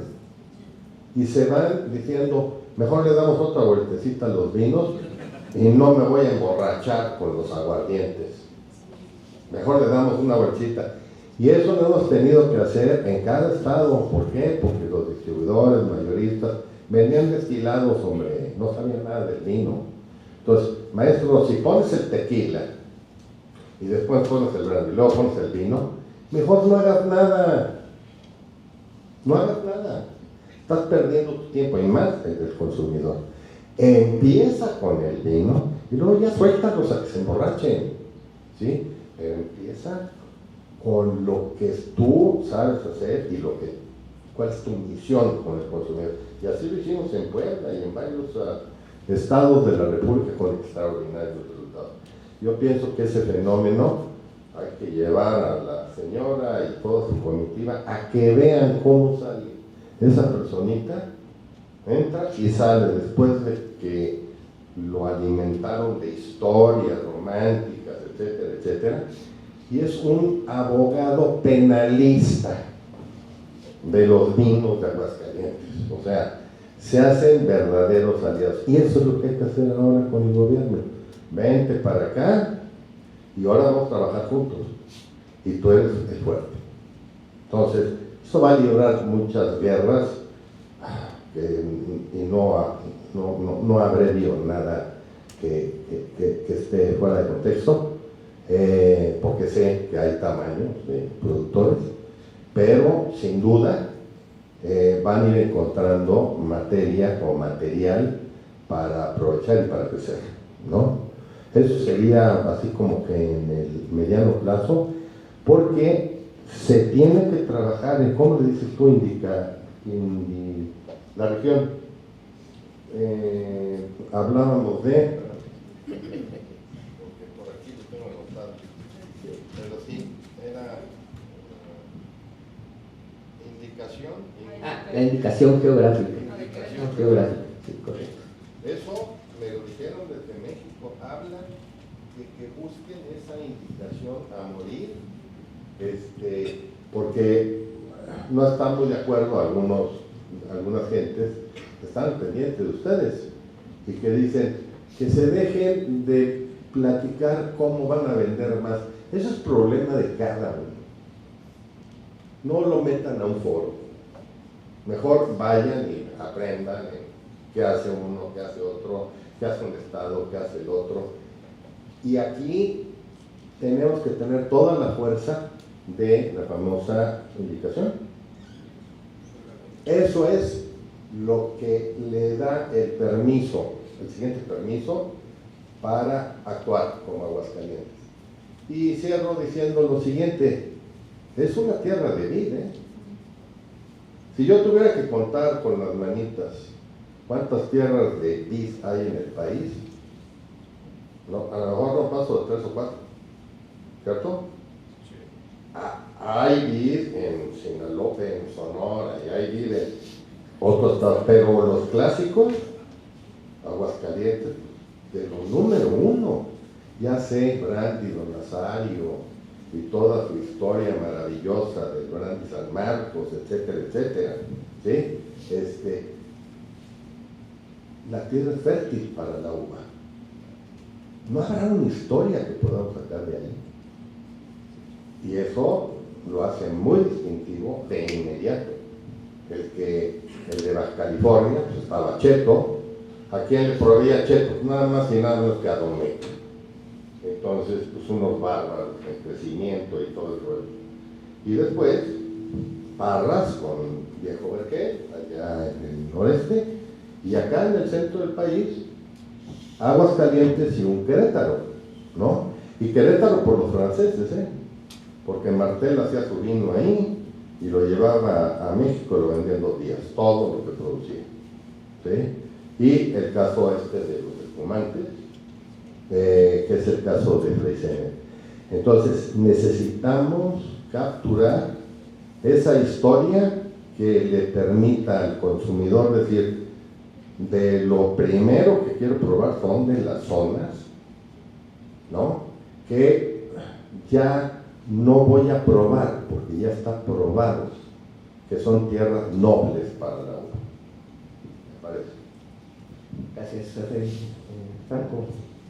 Pues yo creo que igual, siguiendo la misma línea de Rafa y de Juan, y tocando la parte del storytelling, tiene una plata de vida en su escudo, ¿cierto? ¿No? Nos contabas ayer, eso, ¿qué fortaleza te da eso para poner un pie muy fuerte en el tema de vino nacional, en el tema de una indicación geográfica y en un tema de diferenciación, que ya lo decía Rafa, hay vides y hay vinos en muchos estados, pero no todos los estados son hechos para plantar vides, y este es uno de ellos.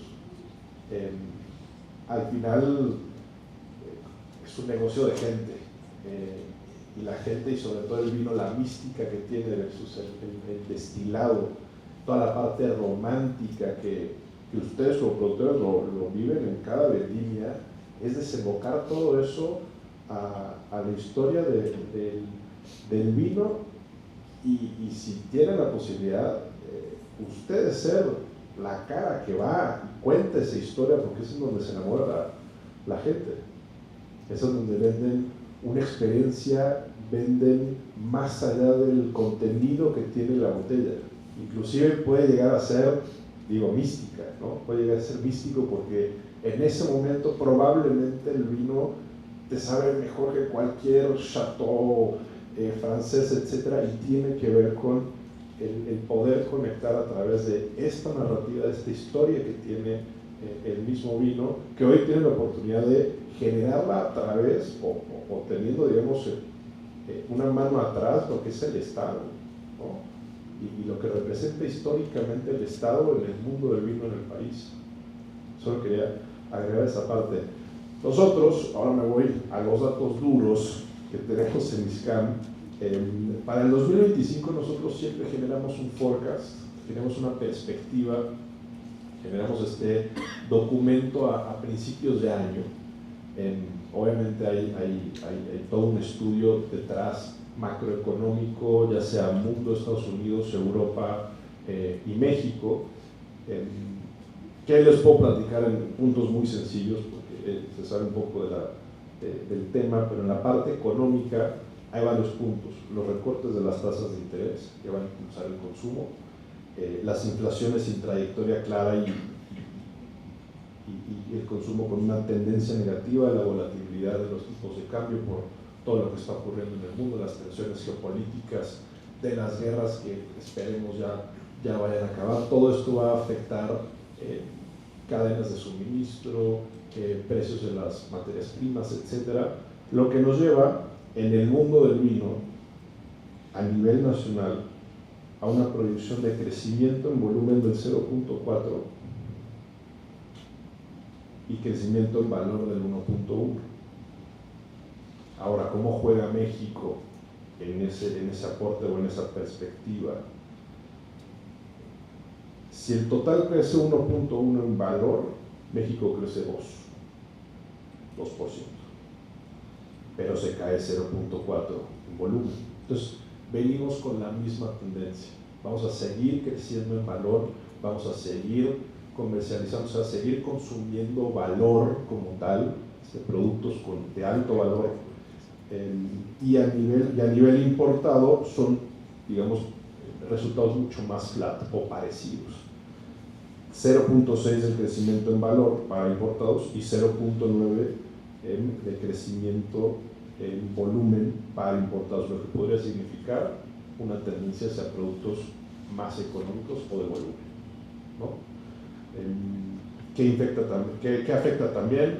El turismo, sigue habiendo una incertidumbre ahí por temas de seguridad, lo sabemos todos, y lo que venimos arrastrando como mundo vitivinícola, la parte de las afectaciones climáticas, del cambio climático, mucha lluvia o mucho calor, plagas, etcétera. ¿Qué pasa también? El calor que estamos viviendo en el país, que nosotros lo venimos midiendo desde el 2023, estas olas de calor son una fuente de un impulso muy fuerte para las bajas graduaciones. Todo lo que son los ready to drinks, todo lo que son los enlatados, la cerveza, por supuesto, eso va a llegar también a afectar un poco el desempeño de los vinos de mesa y de todos los demás destilados. Nosotros, en perspectiva, no tengo el dato aquí como tal, pero sí los enlatados, los ready to drinks y las bajas graduaciones por un tema de precios son las que principalmente van a tener un mayor crecimiento dentro del mercado.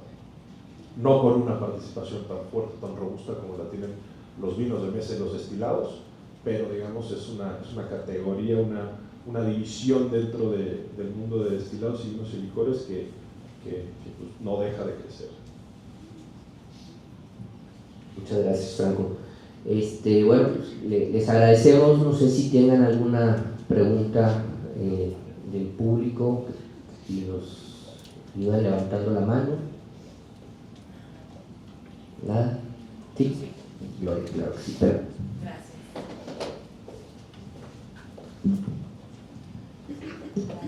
Buenos días, Gloria Romo, productora de Babal y Festina Lente. Quiero preguntarle si ustedes cuáles consideran que son los nos o los negativos a los que nos enfrentamos los productores cuando vamos a vender el vino. ¿Cuándo qué? Vamos a vender el vino. ¿Cuáles son los no? ¿Cuáles son los nos? ¿Cuáles serían los negativos a los que nos podemos enfrentar cada vez que vamos a vender el vino de Aguascalientes a otros lugares? Bueno, yo como lo mejor que hago es vender. ¿Sí? Se habrán dado cuenta, ¿no? Te diría que los dos son las grandes oportunidades. El no es me interesa saber un poco más de mí, y más en este país.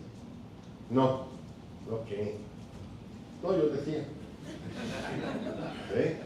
Entonces son las grandes disque barreras que pues ponen nervioso a un vendedor junior. ¿Sí? Pero ante un no, oye, ¿cuál es tu perspectiva? O sea, dices que no, yo te lo cambio por quién sabe, y a lo mejor llegamos a buen puerto. ¿Sí?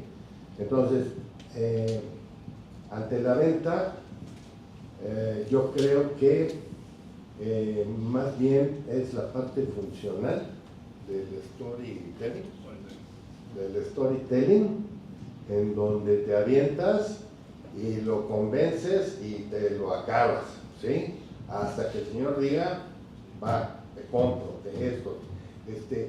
Si no partimos de la base que tenemos una fortaleza muy, muy importante que trasciende, como bien dijimos, ¿no?, al líquido, porque hay una historia, ¿sí? Lo demás viene solito. Sí, te van a preguntar por qué el precio tan alto y te van a preguntar si cuánto tiempo lo pueden conservar, y te van a preguntar que esa botella junto a Parras, ¿cómo se ve? ¿O por qué? Porque son los grandes terratenientes hoy del vino, ¿no? Ese tipo de preguntas naturalmente van a venir, y a mí me parece que el storytelling rebasa todo eso, porque hemos hablado que ahora esta parte de estado, de la tierra, prodigio para la uva, está a la altura de cualquier otra zona que hoy sea exitosa, ¿sí? ¿Qué pasa? Pues nada, que tenemos que descubrir algunas cosas muy específicas de Aguascalientes, pero eso no los debe de tener, ¿eh? El que diga que van a investigar a ver qué uvas, eso está muy mal planteado. Sí, te lo digo, en la iniciativa privada, las grandes bodegas tienen de manera continua viñedos experimentales y cultivos experimentales todo el tiempo, ¿sí? Entonces no los frena el decir, oye, pues es que yo voy a vender, no sé ahorita cuál es la uva que mejor me va a salir. Eso es ongoing, eso es todo el tiempo, ¿sí? Entonces, más bien está en esa argumentación que la hace muy interesante. Y otra de las cosas que oí anoche, ser muy sencillo, porque en la medida, yo veo gente que vende el vino y dices, no manches, ¿sabes qué? Me aburres, o sea, ya me da sueño cuando ya terminaste tus argumentos, ¿no? Porque entonces hablan de la gran soberanía y no sé qué y no sé cuánto. Y aleja, ojo, eso sí es válido comentar. No alejes al cliente, porque en la medida que tú estás quedando muy bien y eres una autoridad, etcétera, etcétera, el cliente te está viendo y está diciendo, ¿sabes qué? Ahora sí que, ¿de manera o ¿sí? Quema mucho el sol, ¿no? Quema mucho el sol, ¿no? Entonces, eso es alejar al consumidor. Al contrario, no, hombre, tú pruébalo y verás. Y luego verás que cuando vayas a tal viaje, vas a encontrar esto y esto y esto, porque todos tenemos algo que ofrecer, ¿no? Entonces, sí hay un tema importante que bueno está saliendo, es no te alejes, no alejes al consumidor del vino. El vino es un alimento más, y para la cultura de este país, y eso lo digo siempre, ¿sí? Si alguien hay que tenerle respeto del mundo, es México. Recordemos que tenemos una gastronomía en donde juega todo, aroma, sabores, bueno, ¿qué les digo? O sea, somos absolutamente envolventes en esa experiencia. Entonces, no alejar. Hola, bueno, Olivia Durán, sommelier y productora de vino también, Vinos Olivia de Cabaducó. Una de las problemáticas a las que yo me he enfrentado personalmente, y yo creo que muchos de mis compañeros también, es de que, bueno, queremos nosotros tener nuestros vinos en escaparates buenos como restaurantes, y pues una de las principales problemáticas es de que pues nos gana, la verdad, los vinos chilenos, de otros lugares, por precio.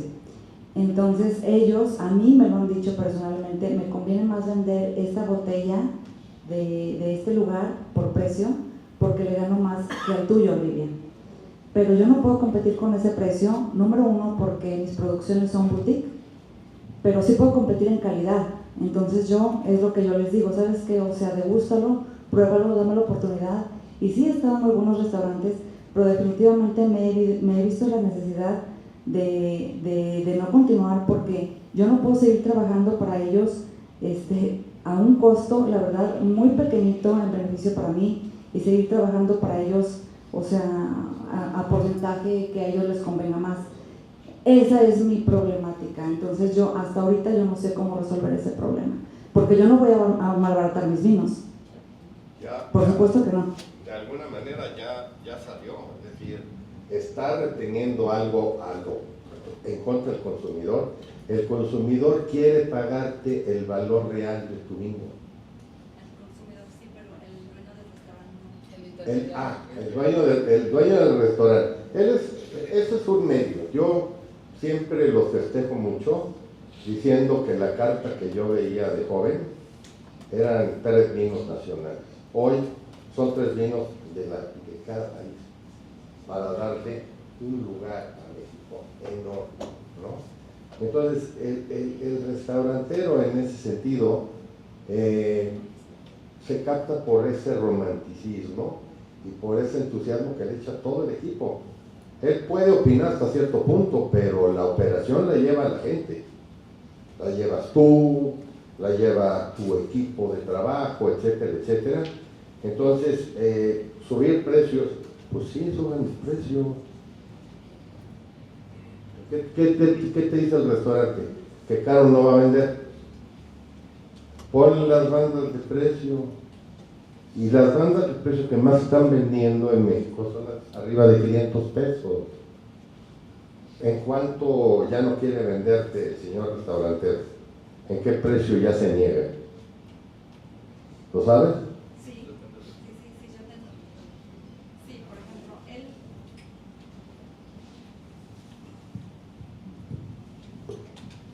Él quiere pagar máximo 250 pesos por botella. Y con 250 pesos quiere factura, entonces por supuesto que a mí no me sale. No voy a trabajar para él. Entonces, ¿qué pasa? O sea, sigo trabajando sola, a mi ritmo, comercializando yo como puedo. Pero me niega la oportunidad de estar en esos escaparates.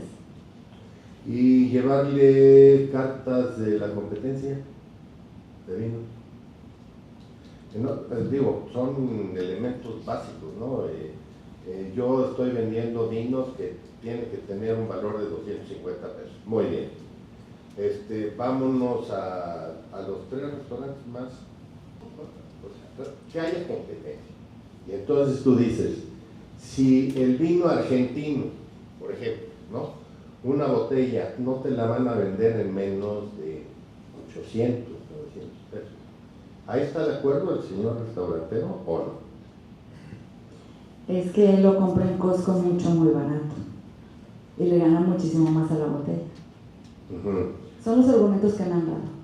Yo en eso me abro a decirle, cuesta más trabajo, obviamente, pero ganas mucha credibilidad con él. El que le acerques las cartas de vinos de la competencia y le digas, eso no es un problema tuyo, es un problema mío, porque me contrataste para vender y para que ganes dinero. Entonces ya hice mi investigación, ya recorrí restaurantes, ya todo, ¿sí? Y resulta que yo no le veo problema a que compres vinos de 400, por un lado, mexicanos. Pero lo más triste de toda esta historia es que estás pagando casi toda tu importación arriba de los 300 y 400 pesos. México no tiene esa oportunidad. O sea, México tiene que sacrificar. No, amigo, eso fue hace toneladas de años. O sea, cuando vender vino mexicano daba pena. Hoy, lo primero que voy a ofrecer, y lo están haciendo en toda la República Mexicana, todos los sommeliers tienen pacto con el diablo, ¿no? México, y se dedican a vender México en un 70%. Entonces, no sé si por ahí lo puedas convencer, pero sin duda, a la hora de estar pidiendo los vinos que a lo mejor él toma en sus vacaciones, lo que va a hacer, son vinos arriba de 250, 300 pesos. ¿Sí?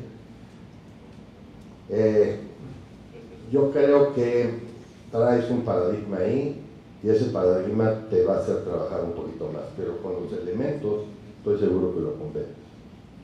Yo creo que también hay que pensar cómo invertir los papeles, ¿no? Lo mencionábamos al inicio, ahorita un poco lo ponías como que necesito estar en esos lugares, ¿no? Pero ¿qué pasa si se invierten? Y más bien esos lugares necesitan tu vino, ¿no? Entonces, como que más bien, porque ahorita vas a ir y pues como vas tú, van a ir muchos y se va por precio, van a decir, pues por precio y ya, o sea, porque a mí me da igual, para mí les etiqueta 1, 2, 3, 4, no me dice nada más las etiquetas, ¿no? Pero ¿qué pasa si es al revés? Si tú más bien empiezas a crear esas historias, empiezas a que la gente empiece a buscar el vino y él va a ser el que se va a acercar a ti y te va a decir, oye, todo el mundo me está pidiendo tu vino, ¿cuánto cuesta? Ahí ni siquiera te va a discutir el precio, es más, necesito tu vino porque vienen los comensales y me dicen, oye, ¿no tienes este vino? No, no lo tengo. Y entonces él se va a acercar a ti. Y eso es un poco lo que hablábamos de la democratización, que antes sí dependíamos de los canales y si no entrabas a ciertos lugares, pues no se movía tu vino. Y antes, y Rafael, pues, él ha vivido toda la historia, pero había un monopolio de los principales importadores que por eso se consumía solo el cune, por eso se consumía solo tal, porque era lo que movía. Pero ahora que se han roto esas barreras, justo es verlo, yo lo vería como al revés de, ok, yo voy a crear mi historia, yo voy a generar mi marca y va a empezar a pasar eso, entonces me van a decir de, oye, me están pidiendo tu vino, oye, se está escuchando tu vino, oye, vi un video que tu vino se viralizó, entonces ellos van a ir a buscar tu vino y ahí el precio ya es lo de menos, ¿no? Y entonces, y ya, porque sí, comprar en Costco un vino de 250 pesos, pues le va a convenir siempre mucho más, pero si tu vino no se vende en Costco, te lo tienen que comprar a ti, no hay de otro. Sí, yo solo quiero agregar, creo que la parte del storytelling va muy ligada con, tocando ahora el tema de centros de consumo o de restaurantes, el storytelling con la capacitación, porque quien va a ser tu embajador, el mejor embajador, va a ser quien va a ofrecer el vino. Y todo eso que tú le vayas a transmitir de manera emotiva, que lo va a inspirar, va a llegar a decir, no, pues yo quiero, no, chileno qué, pues van a voltear a ver la etiqueta, este es de Aguascalientes y por qué lo ofrezco y por qué lo quiero ofrecer, fuera de todas las estrategias de bonificaciones, de incentivos que pueden llegar a existir. Pero la parte de la marca y el storytelling que Rafa y Juan están mencionando, creo que la parte, cómo desemboca en la capacitación es bien, bien importante, y eso es otra de las cosas, como la parte experimental que mencionaba Rafa en la parte de producción, es un ongoing que nunca, no hay descanso, es evangelizar y estar vende y marca, y es por esto, y los valores principales y la historia que se cuenta a través de la botella es esta, y ese es el punto diferenciador. Y como bien es tanta la parte romántica y de enamoramiento que, como dice Juan, te van a decir, oye, no, pues entre la misma gente de servicio, ya vinieron o me conocen y quieren el vino para su restaurante, ya el punto de contacto ya ni siquiera es el dueño o es quien se carga de vinos y alimentos, sino la misma gente de servicios. ¿Cómo puede llegar a permear en varios canales de escucha en el tema de las marcas, que generan una mejor comercialización también? Sí. Hola, buenos días, soy Mirna Rosso, soy parte de dos proyectos en Aguascalientes, uno se llama Soms 8, Cosecha 3, y de Zacatecas, ahí sí tenemos viñedo, se llama López Rosso Cabas.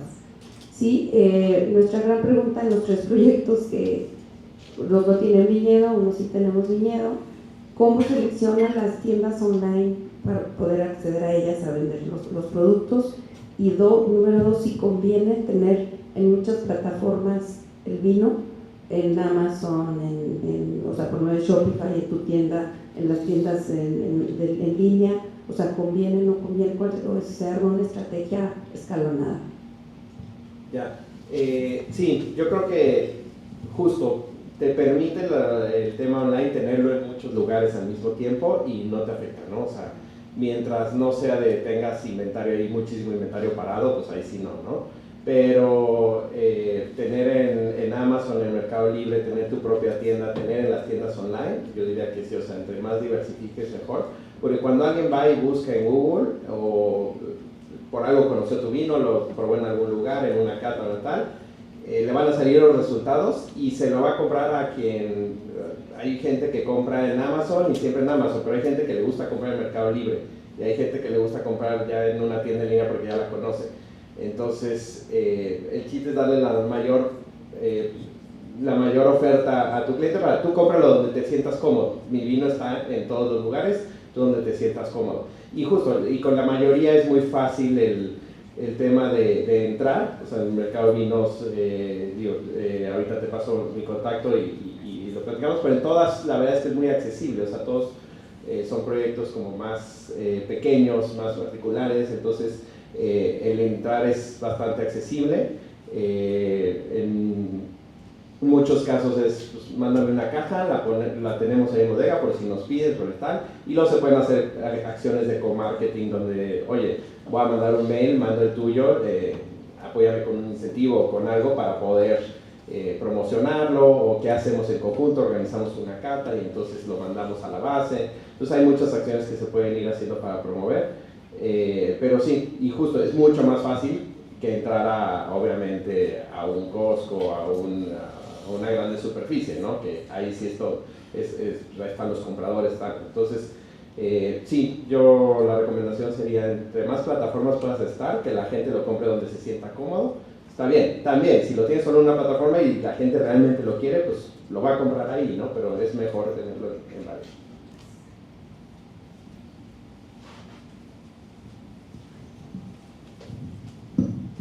Bueno, pues si ya no tenemos más preguntas, nos queda más que agradecerle a nuestros 3 panelistas que se hayan tomado el tiempo de estar aquí acompañándonos el día de hoy y bueno, de conocer todas estas cifras, todas estas experiencias que son muy enriquecedoras para todos los productores, para toda la industria de Aguascalientes. Les agradecemos mucho que hayan estado aquí con nosotros, igual a todos ustedes que hayan tomado el tiempo para estar aquí. Muchas gracias y nos vemos en el próximo evento.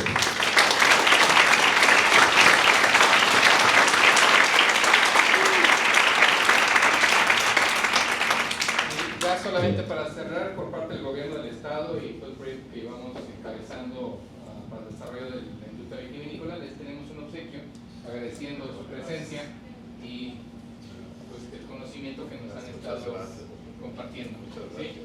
Muchas gracias a todos y que tengan muy buen día.